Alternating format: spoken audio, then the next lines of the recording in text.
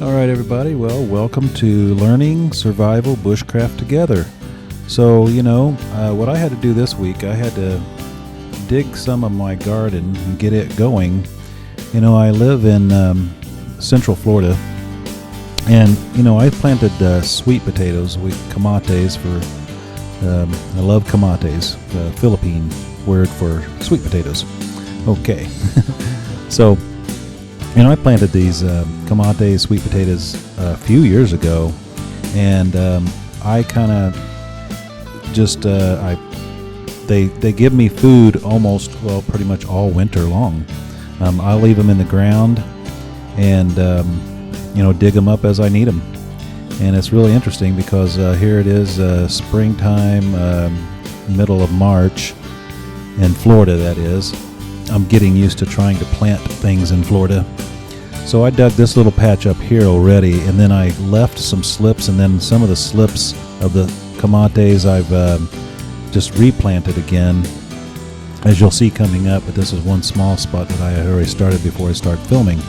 And this is the sweet potatoes I got out of this little spot here. But I've been digging sweet potatoes out of this garden all winter long.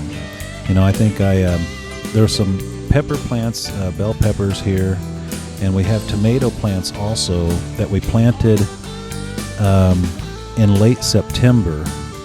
And the peppers, and everything really kind of took a very light frost, which kind of set everything back, even the tomato plants. And of course the kamates, these sweet potatoes, it doesn't take much to really wipe the leaves of them out on a very light frost. So the leaves and the upper plants on top of the ground, they die out pretty quick once the cold weather sets in. But the potatoes are still good in the ground. It's good survival food. It's, that'll keep you, if you got a big enough patch, you can live on these survival food, these sweet potatoes, for year round, really. So there's a few more in here. In fact, you'll see as I go along. A lot of them I'm digging up, then I'm just clearing the weeds and stuff out of here. Getting ready to actually, as I'm pulling these weeds, I'm still finding, there's my cat, I'm still finding a lot of potatoes and a lot of vines that have already started producing, vines and slips already. So I'm taking those and saving them. Once I get the ground leveled out again, you'll see me some actually transplant, just put them right back in the ground or leave them alone. The ones I actually see, I'll dig up around them because there's potatoes in there. So I'm digging around this one and finding some potatoes, some of the kamates, and then just leaving the slip in there to let it keep doing what it's been doing all year. It's been really great. If you've watched a couple of my other videos, you'll see where I've actually went and dug some potatoes up and fried them up for lunch. Check out this big patch here. Look how some of these are big. In fact, when I dug up earlier in the spring, or actually later, I don't know, a few weeks ago, I dug a potato up. I should have put it on the video. It was huge. It was almost the size of my head. It was very, not quite as shaped as my head, but anyway, probably better looking than I am. But anyway, I keep digging this up. I'm turning the soil to plant the slips that I'm saving, and then we'll plant some more slips also, but I'm still digging up potatoes, so you'll see here in a little bit. But you know what? This is a good survival food. This has been great. I haven't had to buy sweet potatoes, for several years since I planted these. In fact, I bought these potatoes at the market, and they start developing slips, and then I put them in the ground. In fact, sweet potatoes, these kamates, they're almost hard to kill. You can't hardly get rid of them, really. You do need to take care of them a little bit, but hardly at all. You can see this. I haven't taken care of them at all. And there's some tomato plants there. But, just go out there when I want sweet potatoes and dig a few out of the ground and have them for lunch or dinner whenever I need them. And I've given a lot of them away, too. Some of my coworkers at work. Tomatoes also. And here's some more. But even with the tomatoes, it's interesting because I'm barely getting used to the weather in Florida. I've been down here a few years from Montana, and there's just not a good season. It's usually hot or hotter here in Florida, but these last few years we've had very, the winters have been, not quite super cold, but it's been very comfortable down here. So this particular winter, like I said, the peppers, the bell peppers, and the tomatoes, they lasted. They took an early frost, and it really slowed the tomatoes and knocked some of them out completely. And actually, I had some cayenne peppers that knocked out completely also with an early frost. But the bell peppers, they seem to be alive, and I also have some eggplant that I'll show you here in a little bit that survived also. Right there's the eggplants. They've actually started taking off since spring hit here. Now these here are my neem trees. I don't know if any of you have heard of neem tree. They don't like frost either. So I bought these neem trees as sprouts. There's some onions that we planted in a small container. But I bought these neem trees as sprouts a few years ago, just about an hour south of where I live in Florida. And that's just the change in the climate here, that the neem trees really thrive about an hour south of here. They're doing good here, but during the winter, and if they get frost, that will knock them out. So I've had to try to cover them up. I actually covered these up after the first frost. They took a slight frost the first time, and I thought it was going to frost again, but it didn't. And I put an awning around them temporarily, and it actually fell and broke some of my branches off my neem trees. But anyway, here you see me at the end here trying to just plant some more of the slips that I dug out of the ground. Just put them right back in the ground, and it's interesting because these vines, they'll grow in vines across the ground.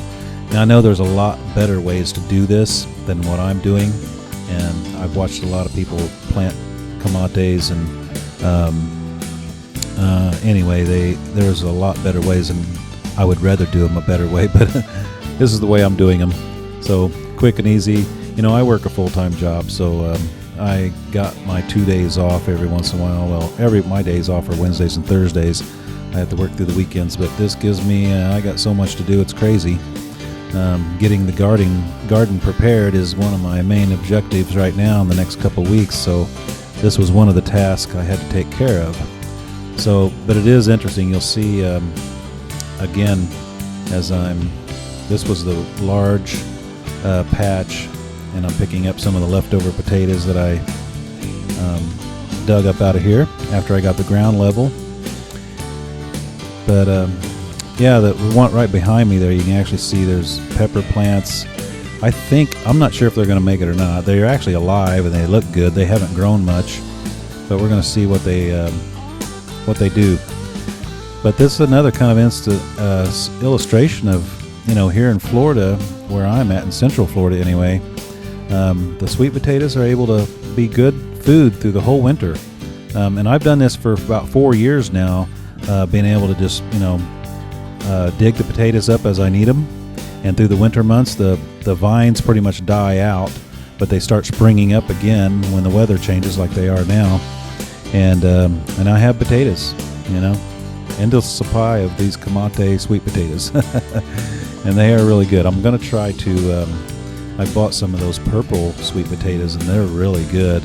If you ever get those purple ones, they're just awesome. I'm going to try to plant those. I've tried once before. I wasn't successful at it, but buying them at the market, of course, and then trying to get slips off of them. So, but anyway, it's very interesting. Again, the tomatoes that actually I've been able to pull off the vine most of the winter, the last few months especially. Lately, of course, it's even been getting to where I've got a lot of green tomatoes still. So if anybody likes fried green tomatoes, I love them. I don't usually take the time to do it, but I did pick some green ones this time, and gonna fix up some fried green tomatoes. So another thing too, here I am planting some more slips that I've dug up, and just go ahead and, one other thing I was going to say, these things vine out. As anybody's planted kamates, or like right here, great example. You see there's 3 or 4 slips green slips on this, and right there where my hand is now, there's actually a little slip, and then there's one on each end. So I bury this vine, and what I do every year, I actually, as the vines grow, they'll sprout out, and I know they're most likely better to be kept if you have the right conditions. I just cover the vines up with more dirt. As they vine out, I'll throw them back around the area where they're supposed to stay, or they'll just go out over your yard if you're not careful. But as long as you keep putting dirt around these as they vine up, throw some dirt on top of them, and they'll root right there and grow potatoes. And then they'll vine out some more, and they'll spread, and then you can throw more dirt on top of them, and they'll grow more potatoes. So I'm very random here, as you can tell. The leftover potatoes that I've dug up here is just going to be maybe some of those will sprout and some of them may not. This one here is this large potato, so I'm just going to cut the sprout off of this one and plant it again. So well, anyway, you know what, this week, guys, I had to take care of my garden, so I thought I'd film, and this is a great illustration of really survival food. Planting these gardens and being prepared. This is really, really cool. I love it. So, like I said, I've had potatoes all year round, summer and winter. It's really nice. Of course, that's here in Florida, and I know there's ways to preserve your potatoes. I got a pretty good batch of them here. Actually, I'm washing them off, but I'm separating some of these potatoes. The ones that are closer to the surface, they are dry. They're probably edible, but I don't eat them. I'll put them back in the garden, and they might sprout. If not, they just turn into compost, which is nice. But yeah, some of these that get real light color, in fact, the darker color are more moist, and they're good potatoes to eat still, even after this much time has passed. But they're deeper in the ground, so the ones that are deeper in the ground actually are preserved better than the ones that are shallow on top. So, but yeah, we got a really good mess of potatoes, sweet potatoes, kamates. So, there's one. I'll have to remember the name of another bushcrafter. Actually, this guy that I'm thinking of, he's super incredible bushcrafter. I'm going to put him on my next video. I meant to do it on this week, but I had to take care of my garden, so I thought I would do this instead. But I'll give the name of his channel. And you know what? This guy is a veteran, and he's I don't remember his name, but I just saw a couple videos the other day, and he's really what bushcrafting is all about. My channel here is learning survival skills and learning bushcrafting together. So I think there's a lot of us out there that, myself included, I love to watch these bushcrafters do what they do, and it gives us ideas on how to survive and what we would do in certain situations, and we can learn so much from these guys that really are professionals. And this one guy I'm thinking of, and I'll give you his name in my next video, do some research and tell you about that. But he's awesome, man. He'll showing you how to build different shelters than just throwing up a tarp. And yeah, so in fact, what he mentions on his video, that that's really bushcrafting is more of a skill of learning how to build some shelters and stuff like that, other than throwing up a tarp, although that's good too for us beginners and us people that need to know. But there's that big tall bush there is lemongrass. I planted that a couple years ago. It didn't turn out real well as far as cooking with, so I'm not sure if it's actually a cookable lemongrass or just decorations. But there's my garden, and I'm washing my hands. So everybody subscribe to the channel if you like this content, and give me a likes and a thumbs up there. There's my neem trees again, and there's me preparing the garden to get it smoothed out. And so all right, subscribe everybody. Until next time, we'll see you soon.